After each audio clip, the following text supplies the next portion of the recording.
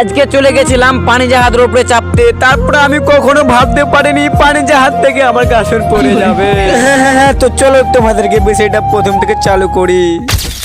আজকে আমি সকাল সকাল ঘুম থেকে উঠে চলে গেলাম ছাদের উপরে ব্রাশ করতে। আর সকাল সকাল কিন্তু গ্রামের ভিউটা দেখতে অনেক অনেক ভালো লাগে। আর এখন কিন্তু আমার ঘুমটা অতটা ভালো করে আসেনি। তারপরে কি করব, ব্রাশটা করা কমপ্লিট হয়ে গেল, তারপরে চলে এলাম বাড়ি। আর এই যে এটা দেখতে পাচ্ছ, এটা হচ্ছে আমাদের বাড়ির পাশে এরিয়া। আমি যদি ঘুম থেকে দেরিতে উঠি তাহলে কিন্তু আমার মনটা অনেক খিদবিদে হয়ে যায়। তাই জন্য মনটাকে ঠিক করার জন্য চলে এলাম একটু বেহের দিক ঘোরাঘুরি করতে। আর এই যে এই গাছগুলো দেখতে পাচ্ছ, এই গাছগুলোতে কিন্তু রাতের বেলা ভূত থাকে রে বাবা। আর এখন কিন্তু আমাদের হাতে বেশি টাইম নাই, তারপরে চলে এলাম একটু বন্ধুদের সঙ্গে আড্ডা মারতে। আর এখানে কিন্তু একজন ভাঙড়ি বেচছিল, আর আমি কিন্তু তার সঙ্গে প্র্যাঙ্ক ভিডিও করতে গেছিলাম, কিন্তু সে বুঝিয়ে নিয়েছিল। তোমরা হয়তো অনেকে এখন ভাবছো ডিজে বক্স নিয়ে আমি কি করছি। আসল কথা হচ্ছে আমরা গ্রামের কয়েকটা বন্ধু মিলে যাবো আজকে নদীতে গোসল করতে। তাই জন্য আমরা বক্সটা নিয়ে এলাম, কি রাস্তাতে যেতে যেতে আমরা গজলগুলো বাজাবো, আর সেখানে কিন্তু অনেক অনেক শুনতে ভালো লাগবে। আর এই যে ছেলেগুলোকে দেখতে পাচ্ছ, এই ছেলেগুলো কিন্তু অনেক খুশিতে আছে, কারণ আজকে অনেকদিন পর নদীতে গোসল করতে যাবে। আর আমি তো প্রায় 2 বছরের উপরে যাচ্ছি নদীতে গোসল করতে। আমরা কিন্তু এখন গাড়ি থেকে নেমে গেলাম, কারণ জায়গাটা অনেক উঁচু আছে। আর এখন কিন্তু আমাদের হাঁটা প্রায় 2 মিনিটের উপর হয়ে গেছিল, তারপরে গাড়িতে আবারও চেপে নিলাম।